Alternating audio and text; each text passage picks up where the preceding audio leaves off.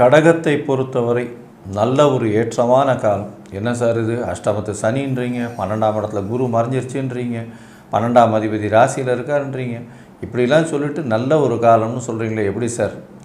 உங்களுடைய முயற்சிகள் வெற்றியடையும்.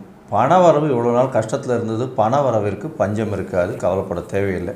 குடும்பத்தில் சிறு சிறு தொல்லைகள் இருக்கும். கணவன் மனைவிக்குள்ளே அந்யோன்யம் குறையக்கூடிய வாய்ப்புகள் உண்டு. இருப்பினும் பேச்சில் ரொம்ப கவனமாக இருங்க. ஏன்னா 2ஆம் இடத்துல சூரியனும் கேத்துவும் இருக்கிறதுனால நீங்கள் பேசக்கூடியதை தவறாக புரிந்து கொள்ளக்கூடிய வாய்ப்புகள் உண்டு. வெளிநாடு வெளியூர் வெளிமாநிலம் செல்லக்கூடிய பாக்கியம் கிடைக்கும். புதிய வீடு மனை வாங்கக்கூடிய வாய்ப்புகள் உண்டு. புதிய கடன் அமையக்கூடிய வாய்ப்புகள் உண்டு. புதிய வேலை கிடைக்கக்கூடிய வாய்ப்புகள் நிச்சயமாக உண்டு. உடல் நலத்தில் சற்று பின்னடைவு இருக்கும். உங்களுடைய தாயின் உடல் நலத்தில் நல்ல ஒரு ஏற்றம் இருக்கக்கூடிய காலகட்டம். தந்தையின் உடல் நலத்திலையும் நல்ல ஒரு ஏற்றம் இருக்கக்கூடிய காலகட்டமாக அமைய போகிறது. இந்த காலகட்டத்தில் பார்த்தீங்கன்னா படிக்கக்கூடிய மாணவர்களுக்கு கொஞ்சம் ஜாகிரதையாக இருக்கணும். அஜாகிரதை அவர்களை பிரச்சனையில் கொண்டு போய் விட்டுரும். எந்த ஒரு காம்படிட்டிவ் இதுலேயும் ரொம்ப எல்லா விஷயத்தையும் சிரத்தையோடு படிக்கிறது நல்லது. அதுவும் இப்போ அஷ்டமத்து சனி இருக்குது. உங்களுடைய 4ஆம் அதிபதியான சுக்கிரனும் 12ஆம் இடத்துல இருந்து அதுக்கப்புறம் உங்களுடைய ராசிக்கு வரார். அதனால் இந்த காலகட்டத்தில் பார்த்தீங்கன்னா உங்களுடைய ராசிக்கு வந்த உடனேலேருந்து நல்ல ஒரு ஏற்றம் இருக்கக்கூடிய காலகட்டமாக அமைய போகிறது. படிக்கக்கூடிய மாணவர்களுக்கு போட்டித் தேர்வு, வெளிநாடு பயணம் இதெல்லாம் நல்லபடியாகவே இருக்கும்.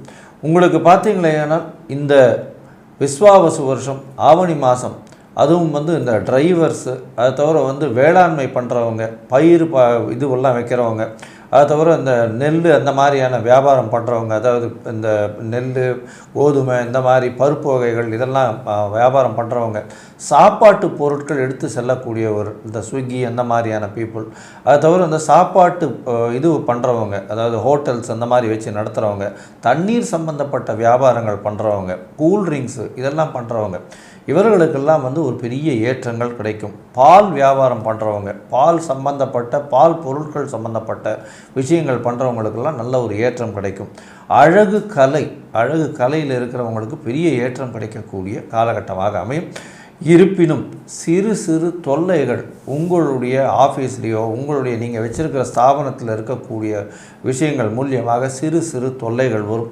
பேச்சில் கட்டுப்பாடாக இருக்கிறதும், உடல் நலத்தில் ஜாகிரதையாக இருக்கிறதும், தேவையில்லாத நட்புகளை இல்லாமல் இருப்பதும் மிகப்பெரிய ஏற்றத்தையும் மாற்றத்தையும் கொடுத்து உங்களுக்கு ஒரு 85 விழுக்காடுகள் இந்த ஆவணி மாதம் விஸ்வாவசு வருஷம் பெரிய ஏற்றத்தோடு அமையும்.